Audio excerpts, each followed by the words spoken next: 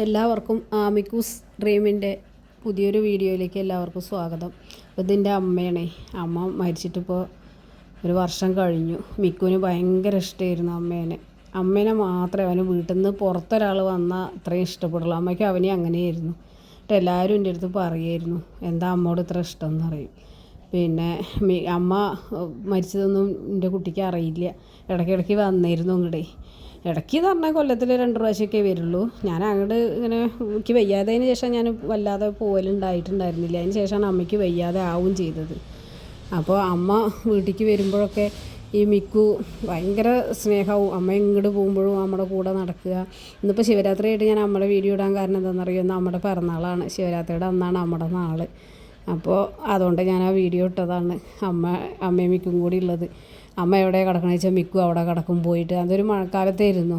അപ്പോൾ ഞാൻ അവനൊരു ഷീറ്റ് ഒരു പുതപ്പിൻ്റെ ഇത് ഞാൻ വിരിച്ചു കൊടുത്താണ് മിക്കുവിനെ. അപ്പോൾ അമ്മയുടെ അവിടെ കിടക്കുള്ളൂ. അവരെ ബെഡ് വേറെ ഉണ്ട്, അവനതിൽ കിടക്കില്ല. അമ്മ എവിടെ കിടക്കണമെന്ന് നോക്കും. അമ്മ സോഫയിൽ വന്നിരിക്കുകയാണെങ്കിൽ നമ്മളടുത്ത് വന്നിരിക്കും. ഇതാണ് മിക്കുവിൻ്റെ അന്നത്തെ ഒരു സ്വഭാവം ഉണ്ടായിരുന്നത്. അമ്മയ്ക്കും തന്നെ അവന് മുറുക്ക്, നമ്മുടെ വിചാരം അവന് മുറുക്ക് എന്തൊക്കെ സാധനങ്ങളാണ് അമ്മ വരുമ്പോൾ കൊണ്ടുവരാമെന്നറിയോ. ഈ ചെറിയ അധികം വിലയില്ലാത്ത സാധനങ്ങളുണ്ടല്ലോ, അത് വാങ്ങി അമ്മ വരും. കാരണം പിന്നെ മുറുക്കൊക്കെ അങ്ങനെ തിന്നിട്ട് നമ്മുടെ വിചാരം ഈ വട്ടത്തിലുള്ളൊരു മുറുക്കുണ്ട്, അമ്മ എപ്പോഴും മിക്കുവിനാണ് പറഞ്ഞിട്ട് അത് വാങ്ങി വരും. കടയുടെ എത്തി ഓട്ടോറിക്ഷ നിർത്താൻ പറയും. ഇത്ര എന്നിട്ട് ഇത് വാങ്ങിയിട്ട് അമ്മ വരും, അതിൻ്റെ കുട്ടിക്കാണ് പറഞ്ഞിട്ടാണ് വരിക. അതേപോലെ പിന്നെ വേറൊരു വട്ടത്തിലുള്ള മുറുക്കുണ്ട് വലുത്, ചുറ്റായിട്ടുള്ളതില്ലേ, അതൊക്കെ മിക്കു കഴിക്കും പറഞ്ഞിട്ടേ അത് വാങ്ങി ഒരു നേന്ത്രപ്പഴം ഇതൊക്കെ അമ്മ ഇവന് വേണ്ടിയിട്ട് കൊണ്ടുവരും. പക്ഷെ അമ്മ ഞങ്ങളെ വിട്ടുപോയി. അതിൻ്റെ മിക്കുട്ടനെ അറിയില്ല. അമ്മ വയ്യ കിടക്കുമ്പോൾ എനിക്ക് കൊണ്ടുപോകണം എന്നൊക്കെ ഉണ്ടായിരുന്നു. പക്ഷെ കൊണ്ടുപോകാൻ പറ്റാത്തൊരു സാഹചര്യം അല്ലായിരുന്നു. കാരണം എനിക്ക് തന്നെ ഇങ്ങനെ വയ്യാതെ ഞാൻ ഇപ്പോഴാണ് ഇത്രയെങ്കിലും ഇങ്ങനെ ആയത്. ഇപ്പോഴും എനിക്ക് ഇന്നെ ഈ കാണുമ്പോഴുള്ളതൊന്നുമില്ല. കാരണം എന്നെ ഒന്ന് പിടിച്ച് കുലിക്കാൻ മതി, എൻ്റെ ശ്വാസം പോണപ്പോൾ എനിക്ക് കിതപ്പ് വരും. അതേപോലെ ഈ വണ്ടിയിലൊക്കെ ഇരുന്ന് നല്ല കുലുങ്ങില്ലേ, സ്കൂട്ടിയിലൊക്കെ ഒരു ഗട്ടറിൽ ചാടിയുണ്ട്. എൻ്റെ അനുഭവമാണത്. അതേപോലെ തണുത്ത വെള്ളം പറ്റില്ല, മഴ കൊള്ളാൻ വയ്യ, അങ്ങനത്തെ ഒക്കെ ഇതുണ്ട് എനിക്കിപ്പോഴും. അതൊക്കെ വെച്ചിട്ട് നടക്കുകയാണ്. ഇപ്പോൾ ഇവരെ കൂടെ അങ്ങനെ ഇതാക്കുമ്പോൾ ഒന്നും അറിയണില്ല. അപ്പോൾ അമ്മ ഇല്ലാത്തതുകൊണ്ട് ഇപ്പോൾ ഞാൻ അങ്ങനെ വീട്ടിലേക്കും ഭയങ്കര വിഷമമായിരുന്നു. എനിക്കങ്ങനെ സീരിയസ് ആയി എന്ന് കേട്ടതിന് ശേഷമാണ്. അമ്മ അറിഞ്ഞിട്ടില്ല. പക്ഷേ എന്തോ അമ്മയുടെ ഓർമ്മശക്തി പെട്ടെന്നാണ് പോയി. അമ്മ അങ്ങോട്ട് ഓർമ്മയില്ലാത്ത പോലെയൊക്കെ കാട്ടൽ തുടങ്ങി. എൻ്റെ അടുത്ത് ഞാൻ അവിടെ ഓക്സിജൻ കയറ്റിയിരിക്കുമ്പോൾ അമ്മ വന്നിട്ട് എൻ്റെ മൂക്കിൽ ഈ ഓക്സിജൻ്റെ ട്യൂബുള്ളത് അമ്മ കണ്ടിട്ട് തന്നെ ഇല്ല. എനിക്ക് ഭയങ്കര ഒരു വിഷമമായി അത്. പിന്നെ ഒരു പ്രാവശ്യം വന്നപ്പോൾ അമ്മ വേഷ്ടി മുണ്ടിൻ്റെ 2 മുണ്ട് ഇട്ടെണ്ണു തോളിൽ കൂടെ, 1 അല്ല 2 എണ്ണം. അപ്പോൾ ഞാൻ അമ്മോട് ചോദിച്ചു, അമ്മ എന്താ 2 എണ്ണം ഇട്ടെന്ന് ചോദിച്ചപ്പോൾ എൻ്റെ കുട്ടിക്ക് എന്താണെന്ന് പറഞ്ഞിട്ട് ഞാൻ എന്നിട്ട് അതൊക്കെ അഴിച്ച് മാറ്റി നേരെ ഇട്ട് കൊടുത്ത് പറഞ്ഞയച്ചു ഇവിടുന്ന്. അങ്ങനെയൊക്കെ ഒരു ഇതായിരുന്നു. നമുക്ക് അറിയായിരുന്നു. പിന്നെ ലാസ്റ്റ് വിഷുവിന് വന്നിട്ട് എൻ്റെ അടുത്ത് ഭക്ഷണമൊക്കെ കഴിച്ച് എനിക്ക് ഒരു 50 രൂപ കൈനീട്ടം തന്നു. അത് ഞാൻ ഇപ്പോഴൊരു അന്ന് ഞാൻ വെറുതെ അവിടെ എടുത്തു വെച്ചതായിരുന്നു, അമ്മ തന്നതല്ലേ എന്ന് വിചാരിച്ചിട്ട്. അതിപ്പോഴും ഞാൻ അങ്ങനെ സൂക്ഷിച്ച് വെച്ചു. ഇതൊക്കെയുള്ളൂ നമ്മുടെ അമ്മ.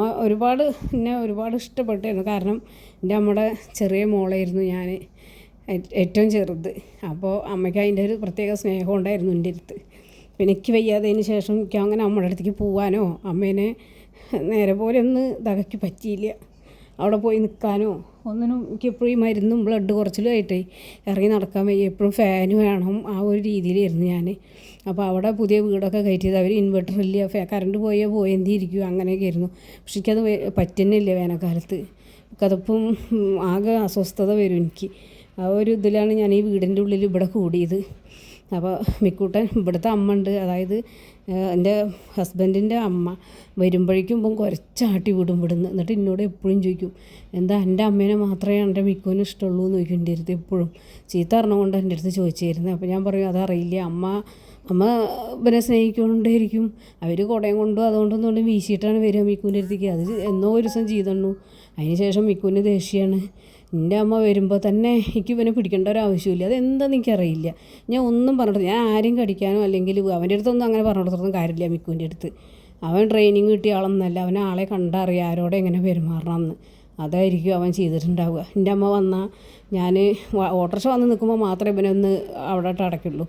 അല്ലാത്ത സമയത്തൊക്കെ അവനെ ഫ്രീ ആയി വിടുക ചെയ്യുക. അമ്മേനെ നോക്കി നടക്കുക അവൻ.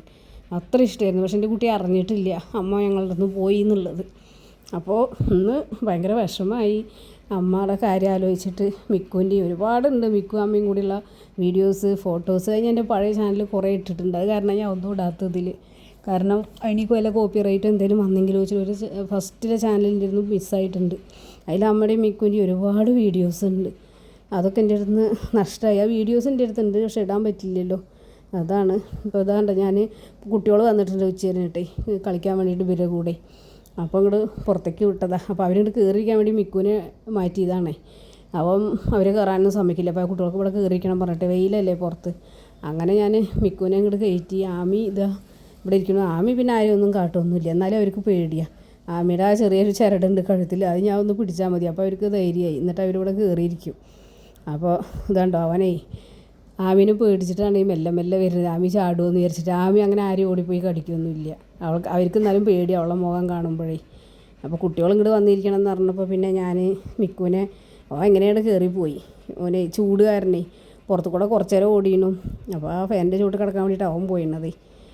കുട്ടികൾ ഇനി ഇതിൽ കുറേ നേരം വന്നിരിക്കുള്ള സമയം പോക്ക് ഇപ്പോൾ അതൊക്കെ തന്നെയാണ്. ഇവരെ ഒന്ന് ഓടിക്കുക, അവർ ഗേറ്റിൻ്റെ പുറത്ത് കൂടെ അങ്ങോട്ടും ഇങ്ങോട്ടും ഒന്ന് ഓടിക്കുക, ഇതൊക്കെ ചെയ്യും. അത് കാരണം ഞാൻ ഈ കുട്ടികളൊക്കെ വരുമ്പോൾ അവരുടെ കൂടെ ഞാനും കുറച്ച് നേരമൊക്കെ പുറത്ത് സമയം ചിലവഴിക്കും.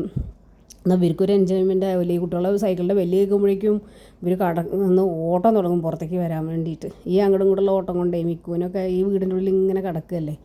ഒരു വ്യായാമം ആയിക്കോട്ടെ എന്ന് വിചാരിച്ചിട്ടാണ് പുറത്തേക്ക് ഇറക്കണേ. അപ്പോൾ ഇന്നത്തെ വീഡിയോ അത്രയൊക്കെ തന്നെയുള്ളൂ. വീഡിയോ ഇഷ്ടപ്പെടുകയാണെങ്കിൽ ഷെയർ ചെയ്യാനും ലൈക്ക് ചെയ്യാനൊന്നും മറക്കരുതേ.